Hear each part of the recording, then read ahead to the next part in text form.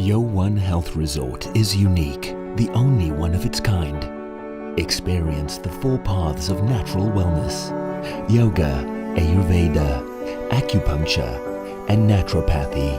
Each uniquely customized program improves the whole person to make every person whole. Come to WION Health Resort. Make your reservation at wion.com. This week on Tech It Out, we tell you about some of the biggest tech innovations of 2024. We also show you a unique robot that is helping the police patrol the streets of China. And find out how AI is revolutionizing the wind energy landscape. All this and more on WION World is One at these times.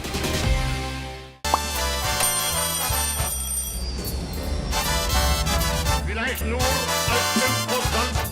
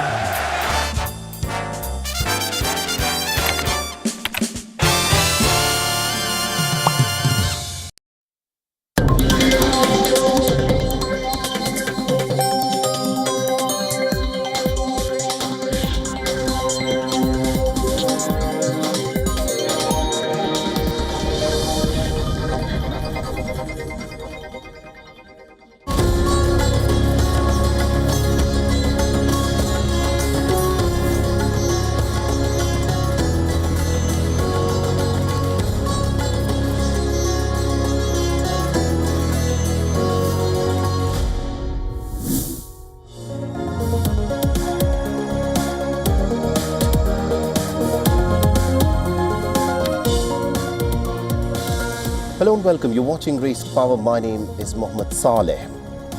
Now, the drama surrounding the American government spending bill simply doesn't seem to be dying down anytime soon. The Friday, that is today, happens to be the deadline when the current spending plan lapses. Now, the Trump-backed temporary spending bill was rejected by the Republican-led House on Thursday. The Thursday capped a remarkable 2 days in the nation's capital that put the new president's authority to the test. The Trump and his advisors Elon Musk had threatened fellow Republicans to discard an earlier bipartisan bill. Now, the president-elect had demanded that the Republican leaders include a clause that would raise or waive off the federal debt ceiling before he takes office. However, the bill failed by a vote of 235 to 174. The 38 Republicans have voted against the will of the president-elect and the world's wealthiest man, Elon Musk. Now, nearly every Democrat voted against it. And after the vote, the House Speaker Mike Johnson said, and I quote him here, "We will regroup and we will come up with another solution." Now, Elon Musk has blamed the Democrats for the failure of a super fair and a simple bill. The House Democrat leader, Hakeem Jeffries, has called the proposal as simply laughable. He further added that extreme MAGA Republicans are driving the United States to a government shutdown. The press secretary Karine Jean-Pierre of the White House compared it to a giveaway for the billionaires. The legislators' opposition to the bill that extends important protections to the American people perplexed the House Appropriations Committee Chairman Tom Cole. Now, on the other hand, a Republican legislator also raised concerns about the plan's expansion of the debt ceiling and criticized it. The Representative Chip Roy, a hardline conservative Republican from Texas, said, and I quote here, "To congratulate yourself because it's shorter in pages but increases the debt by $5 trillion is asinine." He further added that that is precisely what the Republicans are doing. So this, of course, is the big developing story from the United States of America, where the authority of the president-elect has been called into question. The current funding plan, of course, expires tonight, and it now remains to be seen. Can the United States avert a government shutdown, or are we headed for another government shutdown in the United States of America? What is interesting is that Donald Trump wants the debt ceiling to be eliminated, and Donald Trump and his members of the party, including the likes of Elon Musk, had presented a new spending bill, which of course has been shot down in the American legislature.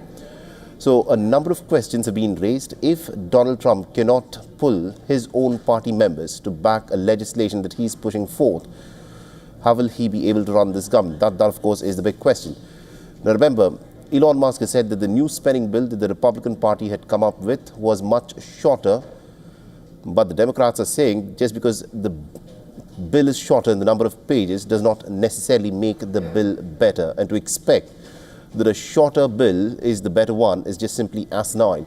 Another important change that Donald Trump wants to bring about is he wants to eliminate the government debt ceiling at the moment in the United States of America. The current funding plan, remember, of course, expires by tonight midnight, and the Trump-backed GOP funding plan has now failed. So this is an important and a big political challenge which Donald Trump's administration will of course face.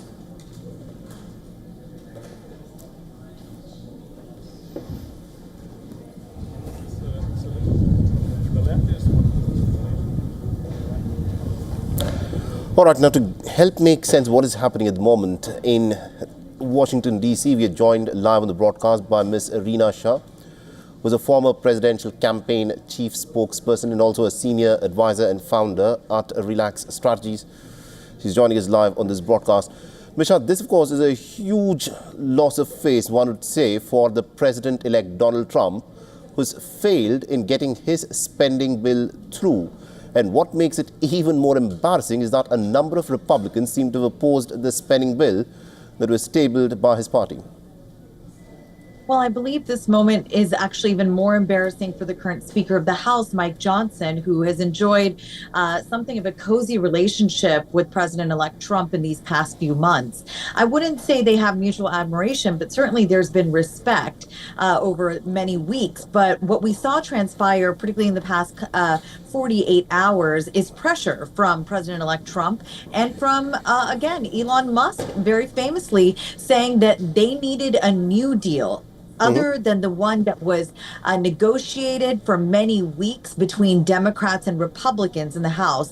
So at the 11th hour, Speaker Mike Johnson didn't really have the pulse of his Republican caucus. He took it to the House floor and it failed there. It did not get voted up. And now it is looking like Republicans are scrambling to figure out how to really make a deal with Democrats, get something passed to avert this government shutdown, which happens at 12:01 tonight. Right, interesting. And also one of the ideas that is being looked at is to get rid of the government debt ceiling in the United States of America. You know, it's a bit of a technical aspect of how the government debt ceiling works, but give us a sense as to why Donald Trump is pushing for this. So with Trump aside for a moment, let me put it this way. He's behaving in a manner that we've never seen a president-elect behave in the modern era. So though he's known to put pressure on anyone and everyone in order to try to get his way, what really torpedoed the bill that was on the House floor last night was fellow Republicans, those who have long been critics and very vocal about their feeling that Washington engages in reckless spending. Most notably, Congressman Chip Roy of Texas, a Republican, said that he was ashamed of the party, felt that the party was not being fiscally conservative in putting forth a deal that raises the debt ceiling. And that is where, again, the Republicans saw infighting, fractures with their own. And that is what torpedoed this deal. Not Trump, not the fact that Democrats didn't meet Republicans at the table. They weren't even invited. But the fact that fellow conservatives took great concern and were critical about raising the debt ceiling, something that continually happens here in Washington, D.C., and has been part and parcel of how Republicans govern over the past 2 years in particular. Right. Now, my final question to you, Ms. Shah, is this. Now, Donald Trump has said that he wants to cut down on government spending. He's come up with a whole new department called the Department of Governmental Efficiency. So if he wants to cut down on government spending, why does he want to do away with a cap on the amount of debt the American government can incur? there's a whole lot to understand there. The fact that the Department of Government Efficiency, which would be helmed by Elon Musk and Vivek Ramaswamy, two entrepreneurs, businessmen who have never served in government. Those are the people that Donald Trump has tapped to lead that department. But that department isn't currently existing within U.S. government. Trump's aim to put forth such a novel department is essentially to start to trim the fat of what he and many fellow Republicans believe are the excesses of federal government. That's really what it boils down to. They want to show Democrats that they are capable of not just disassembling Washington as it currently operates, but reinventing Washington to serve the common small man that sits outside its borders, outside the Beltway, if you will. Does it all line up logically? No, it doesn't. But the most important thing to note is that it is just an idea right now. We don't fully know what DOGE, again, this Department of Government Efficiency, would exactly do. All we know is that Donald Trump is putting forth the idea of standing it up as a way to really stick it to the Democrats and rework Washington, reimagine it in a way that's very different than how it's been functioning for many years. Indeed. Thank you very much, Ms. Shah, for joining us and giving us a very comprehensive lowdown of what is happening at this moment at the Capitol. Thank you so much for having me. All right, let's now shift our attention to what is happening in the other big story that we are tracking on Race to Power. Donald Trump's criminal case on Georgia election subversion in 2020 is back in the spotlight in a major development. A U.S. appeals court has disqualified the district attorney on the case. Now, the Atlanta appeals court found a romantic relationship between D.A. Fani Willis and also a former top deputy, Nathan Wade. In a 2-1 ruling, the court has dismissed Fani as evidence of the said relationship has created, quote-unquote, significant appearance of impropriety. Now, Willis can appeal her disqualification to the Georgia Supreme Court, while the district attorney's removal has cast a doubt over the future of the case to Trump's advantage. Now, the president-elect has also suffered a legal setback. The appeals court has rejected a motion by Trump and other co-defendants to have the entire indictment dismissed. Now remember, Trump was in fact charged with racketeering in the state of Georgia. He's been accused of trying to subvert the results of the 2020 presidential election in the state. And of the 4 cases initially filed against Trump, the Georgia subversion case is the only remaining criminal prosecution against the newly elected leader. The Republicans' attorney has further argued for the case to be dismissed now that Trump is the president-elect and will be taking oath in January.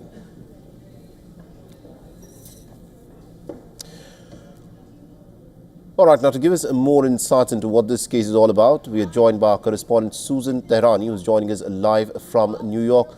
Susan, over to you. Tell us what this case is about and why it is important. Yeah, it is important right now, this development, really to the benefit of the president-elect, because Fani Willis was clearly adamant to try to get Donald Trump convicted one way or the other. And there are other people in this case as well. With her having to step aside because of the romantic relationship she had with the top prosecutor, and the case appearing to be biased now because, they were sort of collaborating with one another. The future of this case now is in limbo, as you mentioned. So, yes, there is a possibility that another judge can be appointed, but that is very precarious and it's very complicated considering the fact that Donald Trump will become president. Whether or not they want to wait until he ends his presidency, again, that's a long way from now. Is it going to be worth it? Will they have the statute of limitations and the documents that they need? So there's a lot of questions, but the case isn't dismissed as of now. But nonetheless, this is a huge legal victory for the president-elect and his allies who were part of this case as well. Indeed. Thank you very much, Susan Tehrani, for joining us with those details there. Now, 2 weeks after the fall of the Assad government in Syria, as the dust is beginning to settle down and the reality of a transitional government is now taking shape in the form of a rebel leadership that has now become clear, the Syrians are now demanding democracy and inclusivity in the governance. Hundreds of protesters gathered at the Umayyad Square in Damascus for the first time since the collapse of the Assad government. The protesters from secular parties and the Syrian intellectuals are calling for a broad participation in the upcoming government to build modern Syria. The others are also calling for a national comprehensive dialogue to build a country for all Syrians. هي في الإعلام هي في حرية حرابية عاشت سوريا حرابية عاشت سوريا حرابية علمانية علمانية شكرا وعندنا مهمة كثير كبيرة الحكم الديني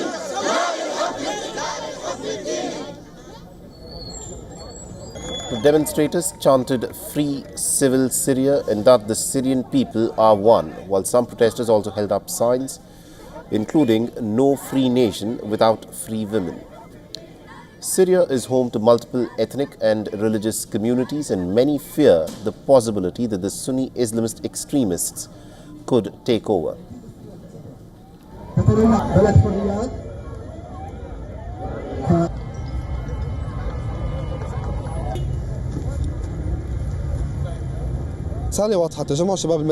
The gathering of the civil youth aims to call upon Syrians to demand a state for all of Syria. We went out to say that we exist on the streets, not only on social media. Our ultimate goal is for Syria to be a state for all. We are trying to do something that suits Syria as a civil youth gathering. Syria's de facto leader, Ahmed al-Shara, better known as Abu Muhammad al-Julani, had earlier announced rebel HTS leader Mohammed al-Bashir as the interim prime minister. The new regime has also suspended the parliament and the constitution till March 2025. Now, al-Julani has positioned himself as a moderate leader, but his past links with the Al-Qaeda are not forgotten. The protesting Syrians are worried the new leadership might implement regulations stemming from extremist ideologies, threatening the survival and freedom of the minority communities.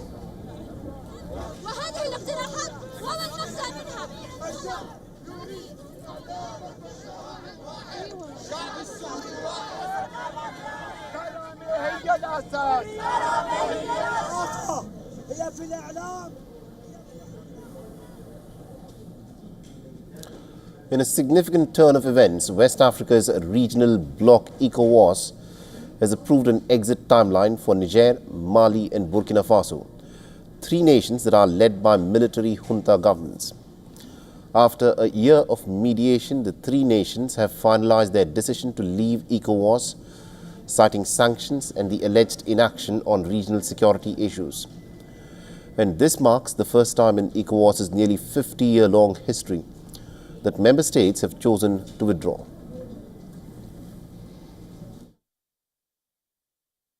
These three states do not intend to leave ECOWAS.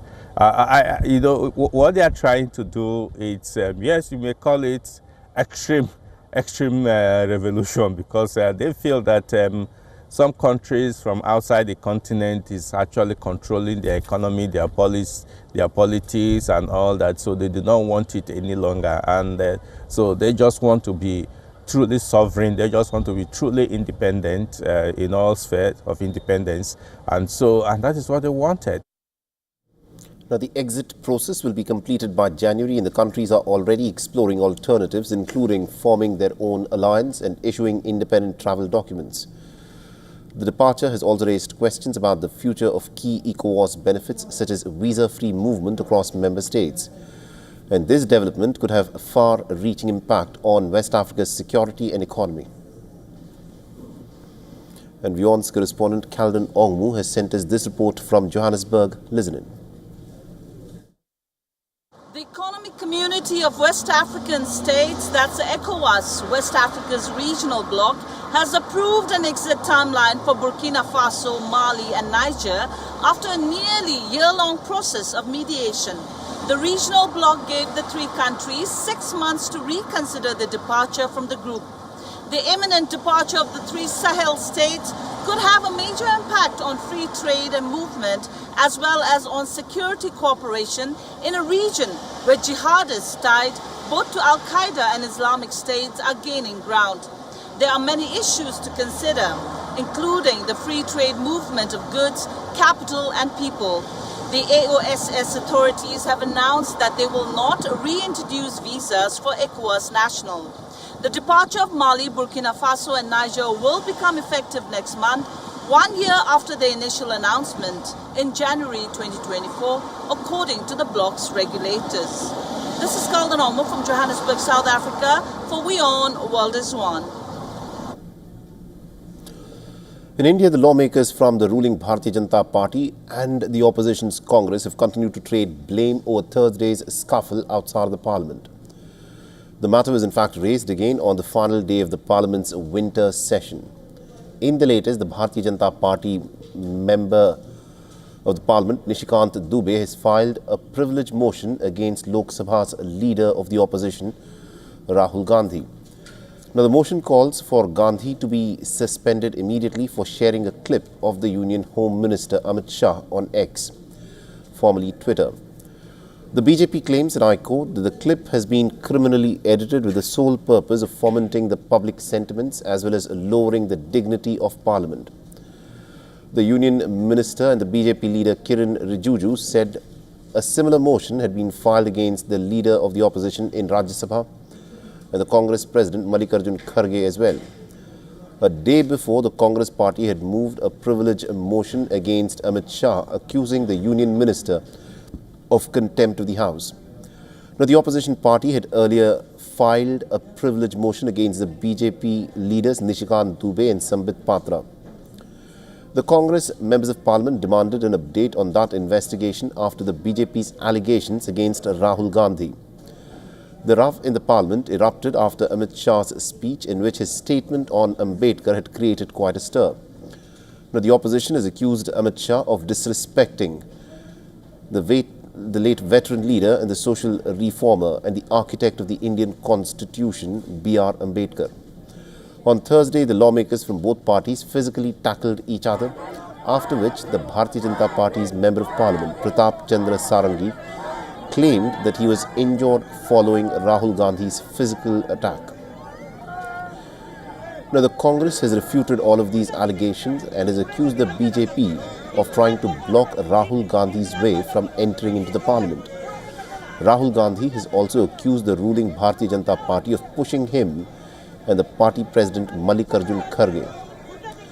The police earlier registered an FIR against Rahul Gandhi under various sections of the Bharatiya Nyaya Sanhita, Section 117 that pertains to voluntarily causing grievous hurt, Section 115 that is voluntarily causing hurt, Section 125 that is act of endangering life or personal safety of others, etc.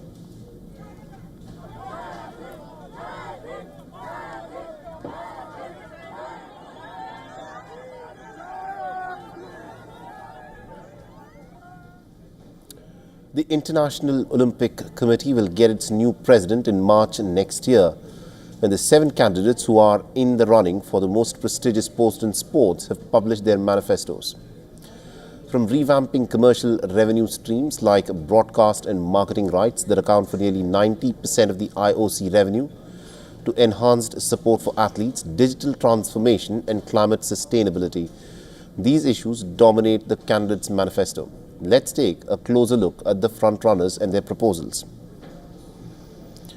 The World Athletics President Sebastian Coe is considered a leading contender. He highlighted that the IOC's decision-making process is out of balance and there is too much power in the hands of too few people. The COE also highlighted that the World Athletics' firm stance on protecting female categories in sports, a contrast to the IOC's handling of the controversies involving Iman Khalif at the Paris Olympics. Prince Faisal Al Hussein, the president of the Jordan Olympic Committee, is also in contention. He emphasized engaging youth through technology and artificial intelligence. He believes that Olympic esports with a focus on urban sports is a move in the right direction. Now, Juan Antonio Samaranch Jr., the IOC vice president, has proposed a review of the program, as well as creating new levels of partnership to allow for more brands to be a part of the movement. He also wants to extend the retirement age from 70 to 75. The Zimbabwe sports minister, Kirsty Coventry, who won 7 Olympic medals in swimming, centered prioritizing athletes and promoting opportunities for women. Now remember, Coventry was part of the IOC's executive board that approved the controversial rules for the Women's Olympic boxing tournament. The president of the International Ski and Snowboard Federation, Johan Eliask, proposed that the IOC should take the lead on gender and eligibility issues and also create the framework for international federations. He also wants the IOC to safeguard athletes from being weaponized for political purposes. The president of the French National Olympic and Sports Committee, David Lepartien, proposed that gender parity in IOC membership must be met by 2036.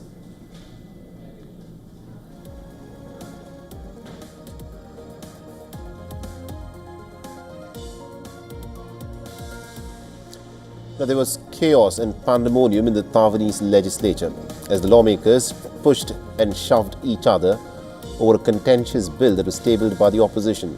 We'll leave you with these images of the scuffle in the Taiwanese parliament. Thanks for watching.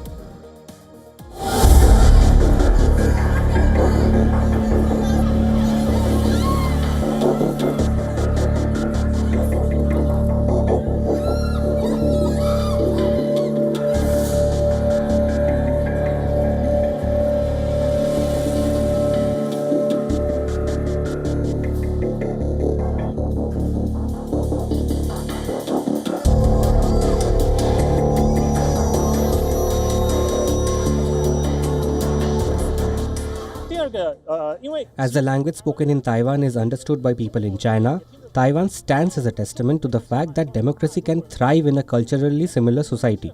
Despite China's claims that democracy is unsuitable for Chinese people, Taiwan's success as a democratic nation could one day inspire positive change in China.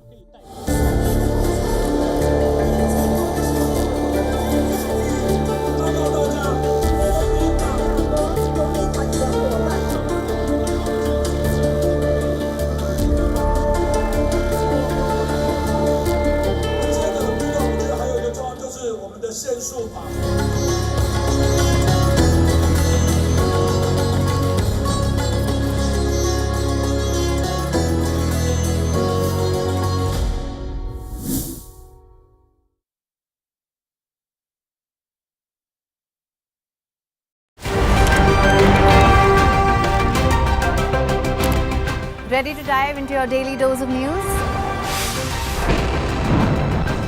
Bringing you what's trending in the West and all that's setting trends in the East. And all of this served up with a side of insightful banter. We don't just bring you the latest stories. We bring you your talking points for the day. And while you do that, from the busy streets of New York, I will provide you with deeper insights on the developments through the course of the day in the U.S. And I will be here at the WION headquarters, getting you all the action from the universe of sport. All that you need to know about your favorite teams and players, right here. The show that keeps you ahead of the global curve. A conversation you'd want to be a part of. A place where news becomes an engaging exchange. We bring you stories that impact your present. This is World DNA. Join the conversation.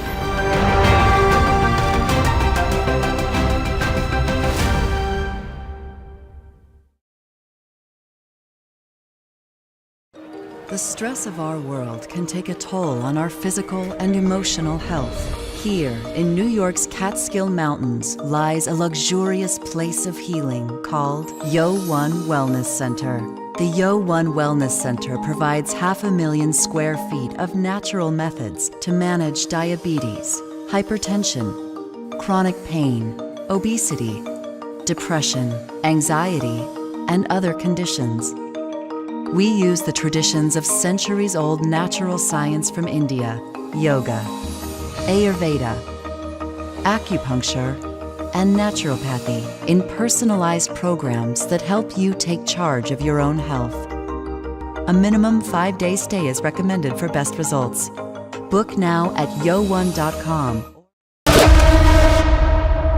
West African leaders from the regional group ECOWAS meet for a summit with 3 nation members led by military governments on the brink of quitting the bloc. Burkina Faso, Mali, and Niger reaffirm as irreversible their decision to quit the group. Human rights groups condemn police action in Kenya after hundreds of activists held peaceful protests in the streets of Nairobi against the rise in femicide cases in the country. And 160 athletes, including 40 young women, gather in the Kimana Reserve for the Maasai Olympics. The event serves to replace the traditional Olamayo, a Maasai rite of passage that involves group lion hunting for young Maasai men to prove their skills, identify their leaders and attract girlfriends. World of Africa at these times on WION, World is One.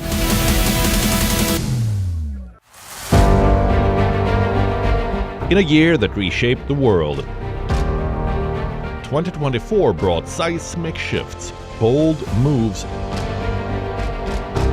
and unforgettable moments that will echo through history around the globe. Wars continued to ravage nations, but new alliances and power shifts began to rewrite the rules of geopolitics. 2024 also bore witness to nature's fury. Climate change fueled deadly wildfires, devastating floods, and unprecedented storms. Devastating wars to technological revolutions. 2024 was the year that changed everything. The Game Changers 2024. The year that reshaped our future. Only on WION. World is One. The Earth is sending distress signals. Wildfires, droughts, and melting glaciers. Can we reverse the damage? Explore the harrowing effects of climate change. It's a wake-up call. Global emergency. Climate Tracker on WION World is One.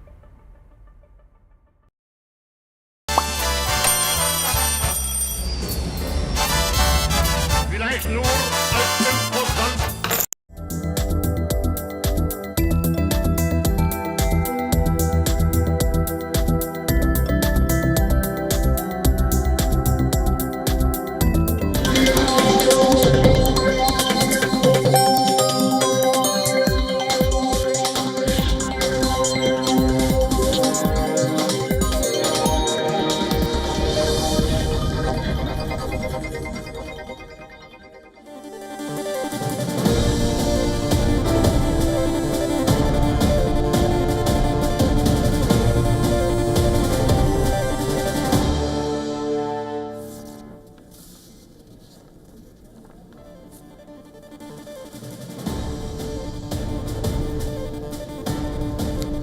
Well, thanks for staying with us. You're watching WION World is One. My name is Mohammed Saleh, and let's start this broadcast by taking a quick look as to what is making headlines at this hour.